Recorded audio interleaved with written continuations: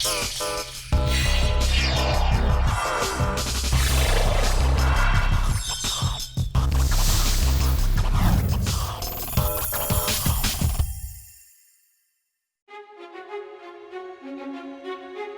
Ok-won was Korea's first judge to serve in the United Nations Court of Law.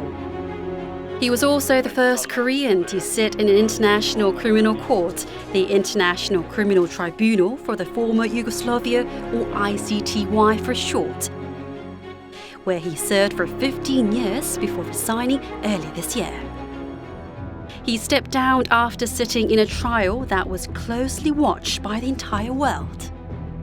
The defendant was the man at the top of a command hierarchy that was responsible for the ethnic cleansing in the Bosnian War. It was Radovan Karadzic, and he was sentenced to 40 years in prison for genocide and crimes against humanity. The chamber hereby sentences you, Radovan Karadzic, to a single sentence of 40 years of imprisonment. This particular trial has set a judicial precedent for the international courts dealing with heinous war crimes. Kwon Ok-won has contributed to society for the past 37 years, overseeing domestic trials for 22 years and representing the international community for 15 years. His recent resignation from ICTY marks a new beginning in his life and career.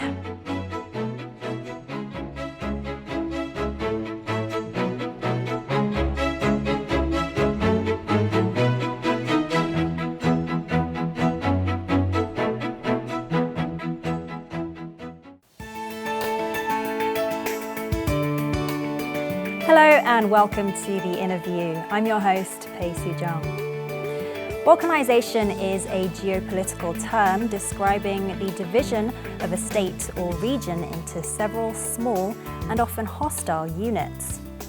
As you may have guessed, the term comes from the Balkan Peninsula, which was divided into several small nations in the early 20th century.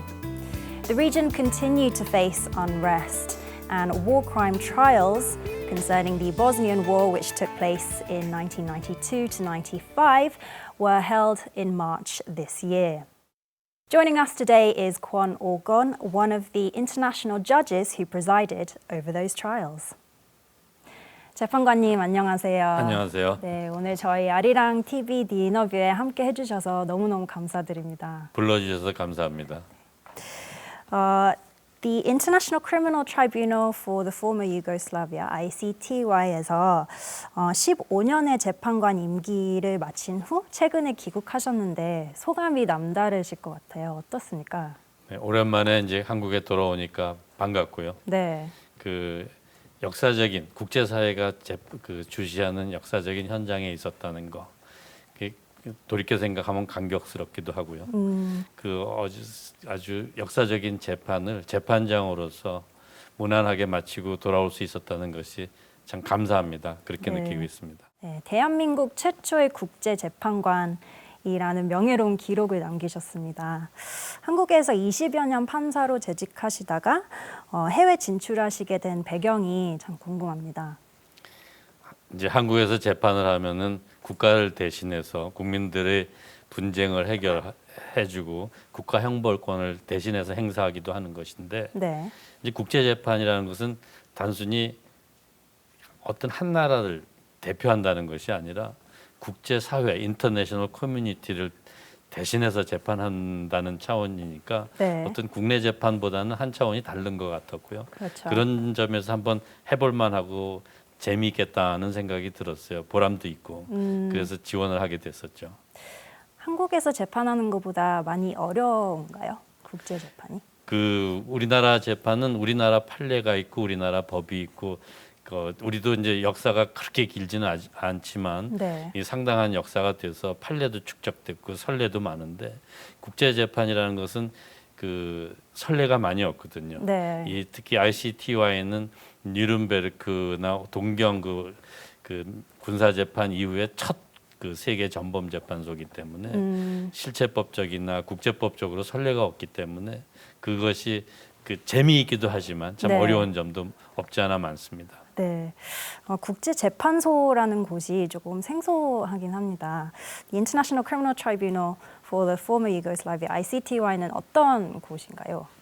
그 유고 연방이라는 것이 그 6개 공화국으로 이루어져 있었는데 네. 그 티토라는 독재자가 있을 때는 민족적 색채를 서로 억누르고 잘 통합을 유지해 왔는데 네. 그 공산주의가 무너지고 티토가 사망하면서 각 공화국이 독립하려는 과정에서 아주 내전이 일어나게 됐죠. 네. 그래서 그 내전이 아주 수십만 명이 집을 쫓겨나고 수만 명이 죽게 되는 심각한 사정에 이르니까 네. 유엔 안전보장이사회가 이것은 그냥 두면은 세계 평화와 안전을 해하게 된다는 결론을 이르게 돼서 뭐 무력을 사용할 수도 있지만 이번엔 세상 그 유엔 역사상 처음으로 무력 개입을 하는 대신 형사재판소를 만들어서 일어나는 만행에 책임이 있는 개인을 불러다가 형사처벌을 하겠다 네. 해서 만들게 된 거죠. 아, 그것이 93년의 일입니다. 그렇군요. 그리고 ICTY 재판관 임기는 4년이라고 알고 있는데 재판관님께서 15년이나 근무하시게 된 배경은 무엇인가요? 사람들이 헤이그에 얼마나 있었냐고 그러면 a bit too long이라고 대답하는데 그 다른 일반 국제 재판소, 국제 사법 재판소나 또는 상설법원인 국제형사재판소 이런 판사들 임기는 대부분 9년입니다. 네. 그렇지만 이 ICTY는 그 임시재판소, 영어로는 ad hoc tribunal이라고 그러기는데 네. 이 벌칸 반도에서 일어난 91년도 이후에 일어난 사건만을 다루는 제한적 관할권을 가진 임시재판소이기 때문에 네. 처음에 이 사람들이 만들 때 이렇게 오래 가리라고 생각을 안 했던 것 같아요. 아. 그래서 임기를 4년으로 만들었죠. 네. 그래서 저는 재선까지 했는데 재선을 하고 난 한 2008, 9년 그때쯤에 가서는 이게 쉽게 끝날 줄 알고 그때부터는 새로 선거를 할 것 없이 안보리 의결로 재판관들 임기를 1년씩 연장하자 그랬죠. 아. 그래서 한 2010년쯤 끝날 줄 알았는데 그때 전혀 기대치 않은 아주 거물 들인 카라지치라든가 물라디치라든가 아주 중요한 전범들이 잡혀오는 바람에 네. 아직 오늘에 이르고 있습니다. 아, 그렇군요. ICTY 재판 절차는 각국에서 재판관들이 모여서 토론을 통해서 결론을 내는 과정으로 알고 있는데요. 듣기에는 흥미로울 수도 있지만 상당히 치열하고 힘들 것도 같습니다. 실제로는 어떠셨습니까? 그렇죠. 아주 챌린징하면서 리워딩한 면이 둘 다 있습니다.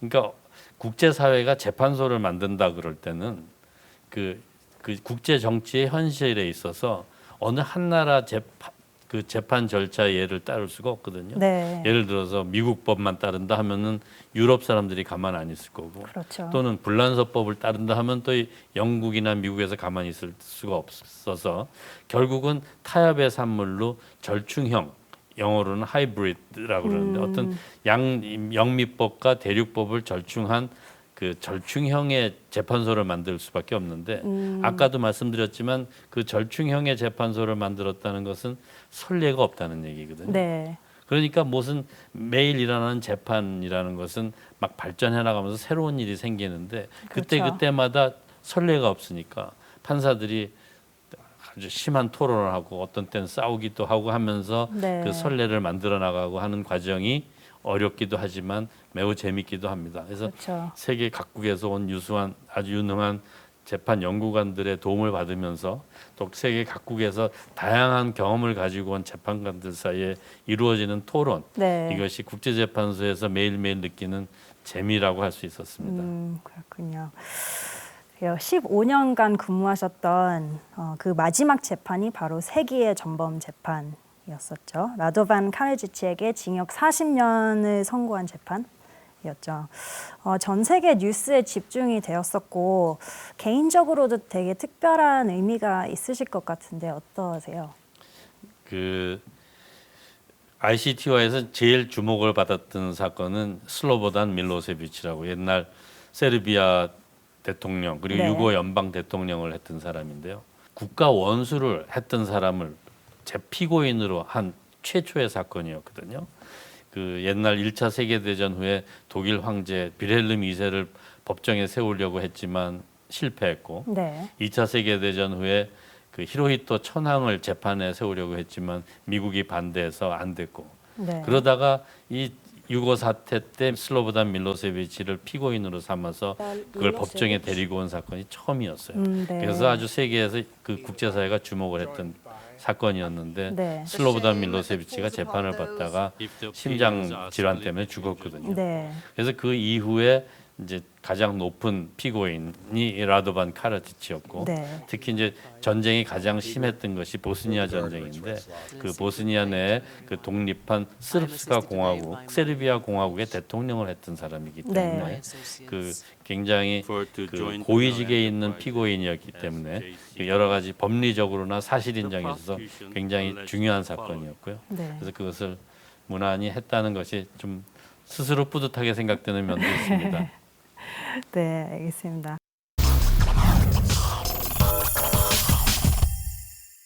재판 판결문을 읽는 데만 무려 100분이 걸렸다고 들었습니다. 제가 BBC 영상을 본 적이 있는데 그 방송에서 이 재판을 제2차 세계대전 이후 중요한 재판 중 하나다라고 평가를 했습니다. 그 ICTY 세기의 전범 재판에 대한 이야기 영상 보시고 계속 이어나가겠습니다. The Bosnian War is viewed by many as the most violent and horrific war of the late 20th century. It was also the most devastating war that took place in Eastern Europe. During the Cold War, Eastern Europe was under the influence of Soviet Union. The Socialist Federal Republic of Yugoslavia in particular was comprised of 6 republics. It was a heterogeneous country where they were practicing 3 different religions. Then, following the collapse of the Soviet Union, an ethnic conflict arose in Yugoslavia and a civil war broke out in Bosnia. The ethnically rooted war began in 1992 and lasted for 3 years and 8 months, during which 200,000 innocent civilians were killed.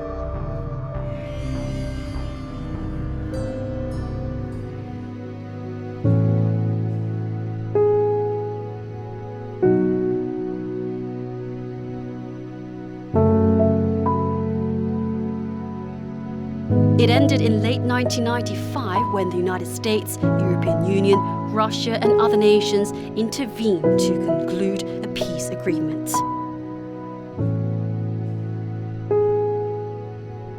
During this devastating war, ethnic cleansing took place under the leadership of Radovan Karadzic.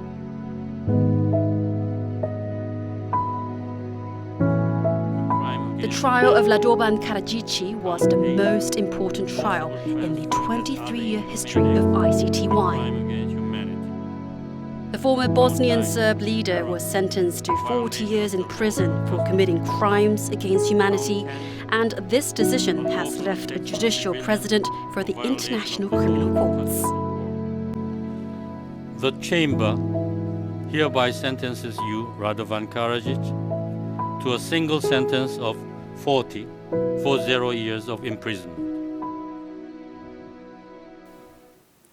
재판 과정에 전직 대통령까지 법정에 섰었죠. 앞서 말씀하신 슬로보단 밀로세비치 유고 전 대통령. 근데 재판 과정에 아까 말씀하셨듯이 심장마비로 사망을 했었죠. 근데 독살설도 있었다는데.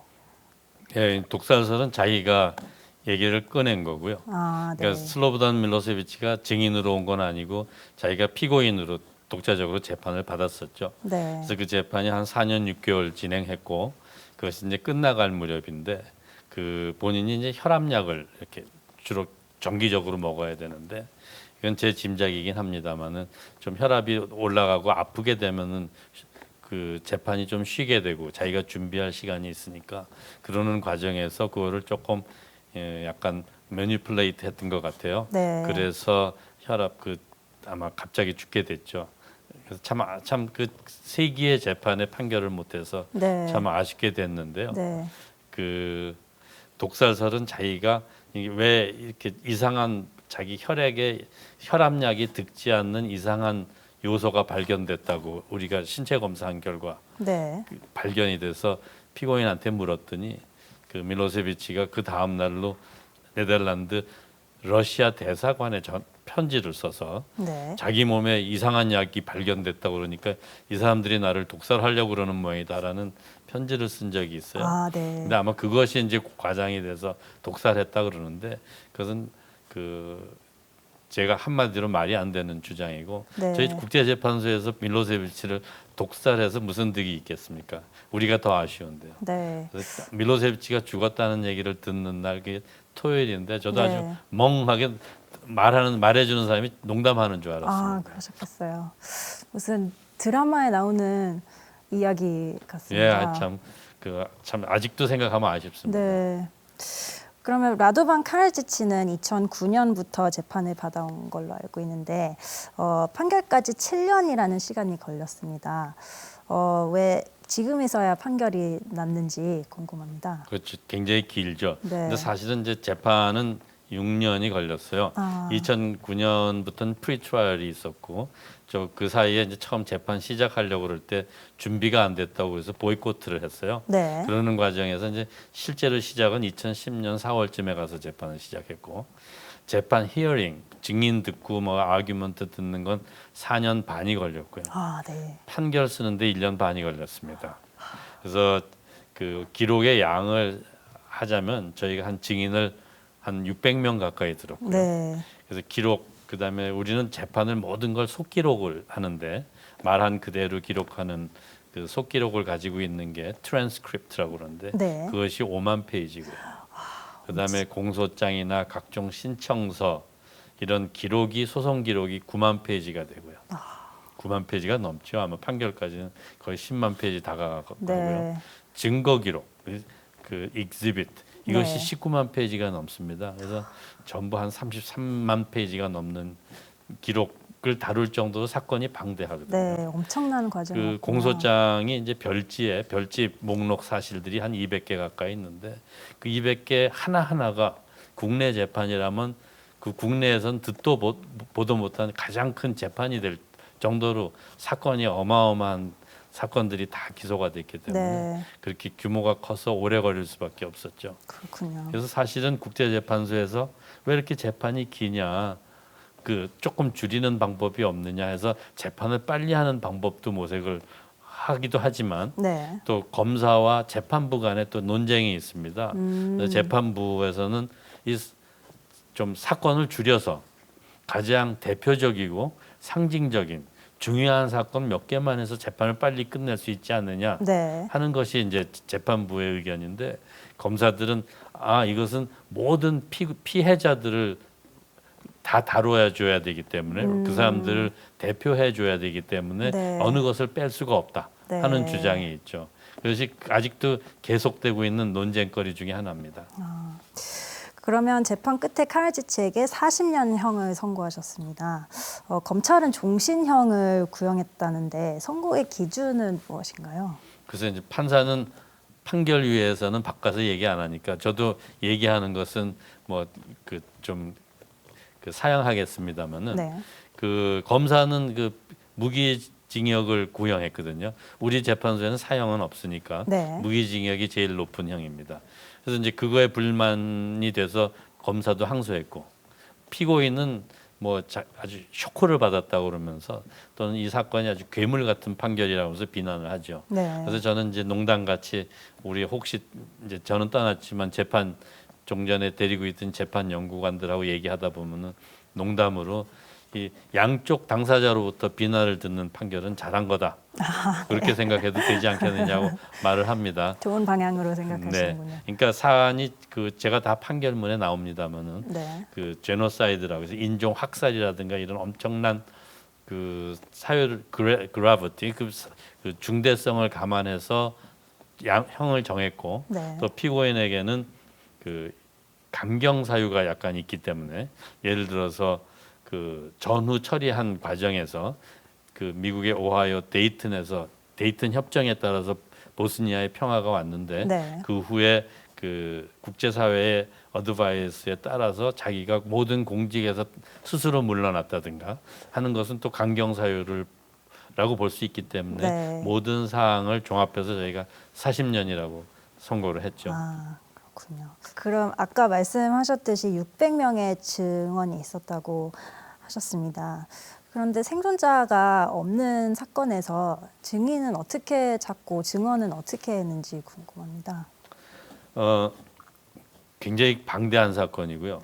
근데 이제 질문 중에 그 생존자가 없다고 그랬는데 어마어마하게 끔찍한 사건에서도 생존자가 있는 사건이 많이 있었어요. 네. 어떤 그 크라비짜라는 동네의 어떤 창고에다가 한 1000명을 가둬놓고 수류탄 터뜨리고 기관총으로 쏘고 막 한 하루 한나절을 걸려서 사람을 다 죽였는데 네. 그 와중에도 그 피가 강이 돼서 흐르는 그 와중에서도 살아나서 도망가서 증언을 하러 오는 사람들이 네. 있었고요. 그 오라 허바츠라는 한 그 살해 현장에서는 거기서도 한 1,500명 내지 2,000명을 버스로 순차로 데려다가 군인들이 쫙 버티고 서서 기관총으로 사람들을 죽였는데 어느 한순간에 한 5살짜리 꼬마가 아빠 아빠 하면서 피투성이가 돼서 시체 무더기에서 나온 거예요. 네. 그걸 보던 그 감독하던 사람이 하나가 쏴버려. 그런데 아무도 그 아이를 못 쐈어요. 네. 그 아이가 생존을 해서 그 아이를 보호하기 위해서 그러니까 제가 나라를 밝힐 수 없습니다만 외국으로 데려가서 네. 그 아이가 성년이 돼서 와서 증언을 하기도 하죠. 아, 네. 그다음에 이제 이 사람들이 그렇게 사람을 그 단기간에 많이 죽여놓고서 아무데나 막 묻었을 거 아니에요.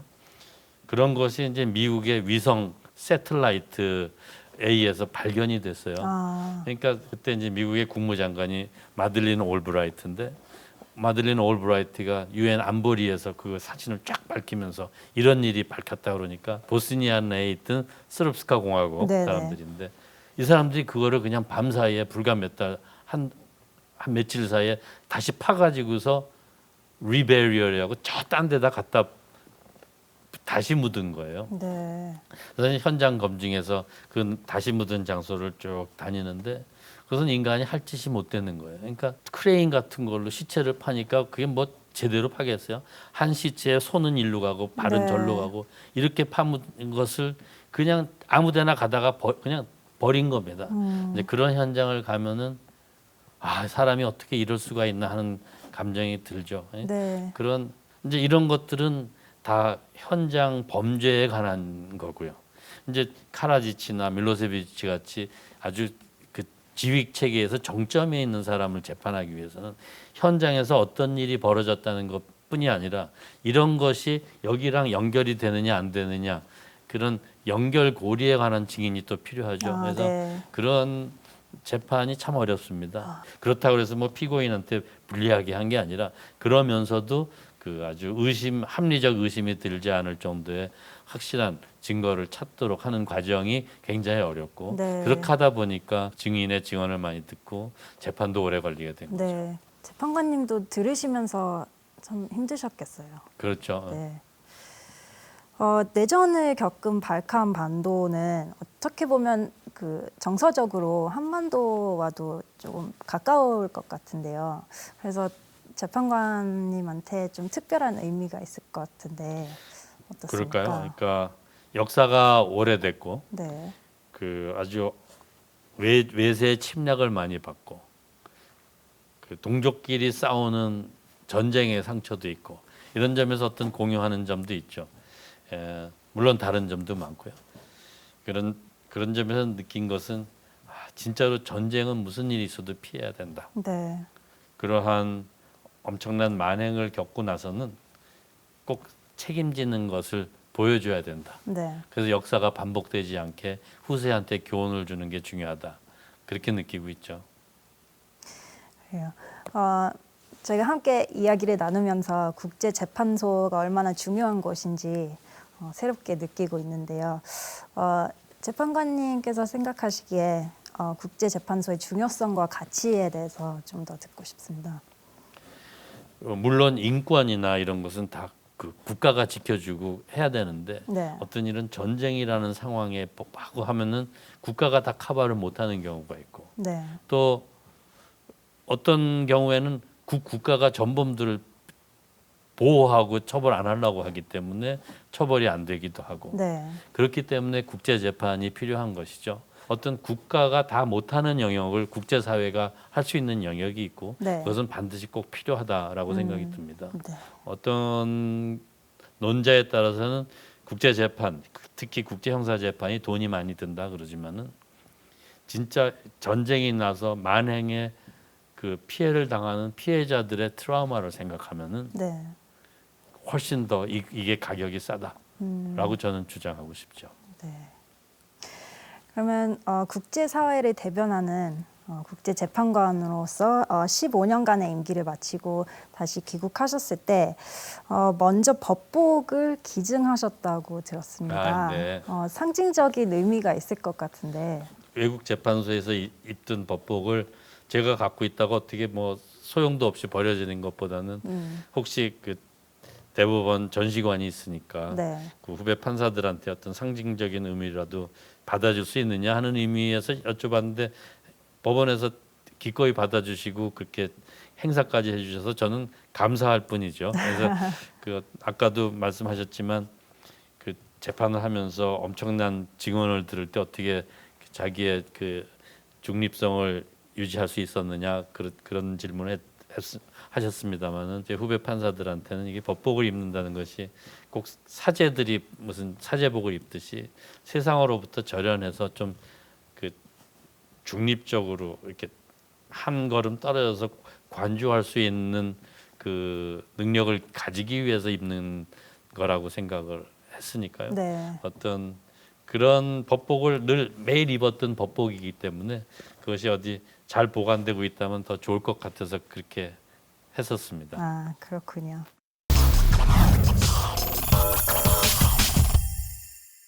그럼 국내에서 그리고 해외에서 37년간 재판관으로 활동을 하셨습니다. 퇴임 후에는 어떻게 활동하실지 큰 기대가 됩니다. 그 이야기 잠시 후 영상 보고 계속 이어나가겠습니다.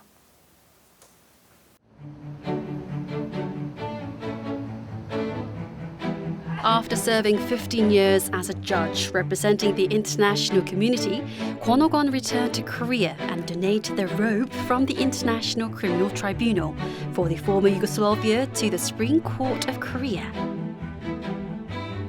The judge's robe, which he wore every day for 15 years, is a symbol of the experience, knowledge, and wisdom he gained as he set new judicial precedents alongside judges from around the world.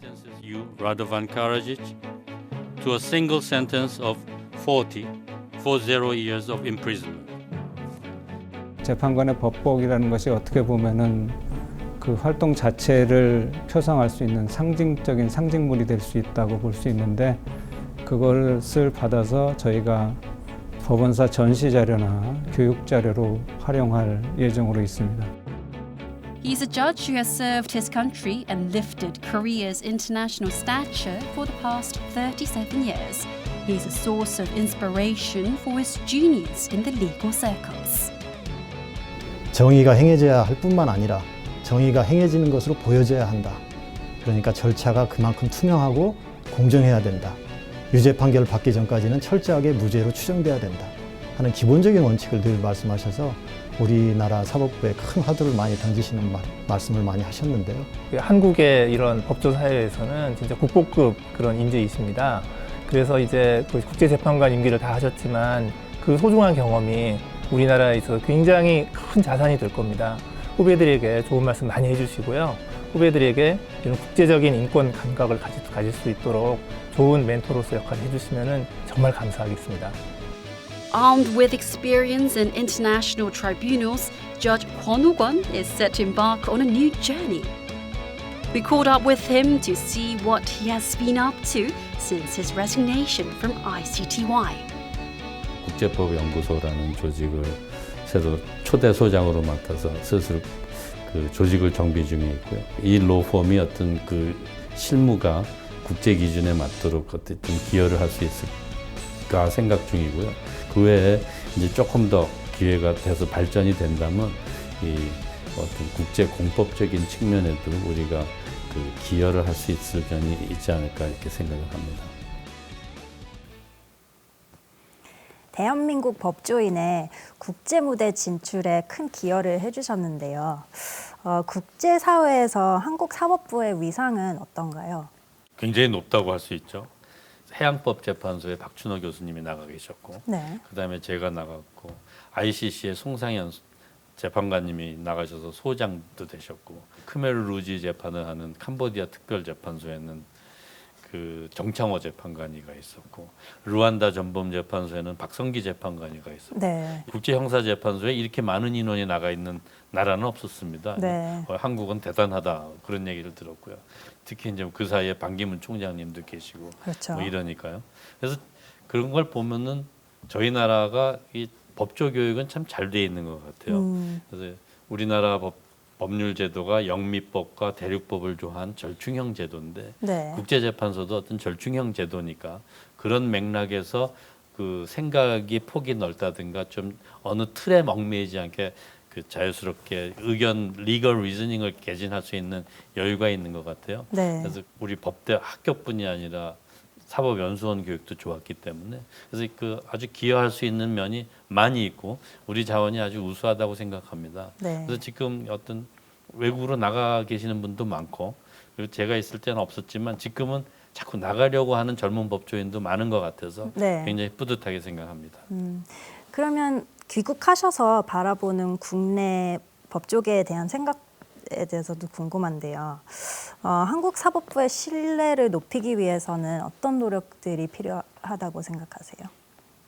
우리나라가 아주 우수한 제도를 하고 있지만 어떤 제도 운영의 실제에 있어서는 조금 약간 너무 효율성을 강조한 나머지 어떤 제도의 본래 뜻을 조금 10분 활용하지 못하는 경우가 없지 않아 있는 것 같아요. 네. 예를 들어서 우리가 학교에서는 무죄 추정의 원칙이라고 해서 피고인은 유죄로 확정될 때까지는 무죄로 추정한다. 네. 그거로부터 피고인의 모든 권리, 방어할 수 있는 권리 이런 것이 유래가 되는데 우리나라는 물론 사건이 너무 많고 처리할 사건이 너무 많고 효율적으로 하다 보니까 그런 것이 조금 본말이 전도돼서 심하게 얘기하면은 유죄 추정의 원칙이 되고 있는 것이 아닌가 하는 생각이 들 때도 있습니다.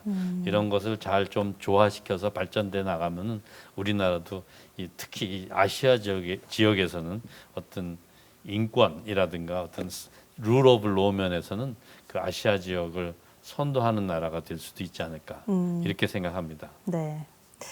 그럼 지금 돌이켜보면 법조인으로서 지난 37년 동안 묵묵히 한 길을 걸어올 수 있었던 원동력은 무엇이라고 보시나요? 글쎄요.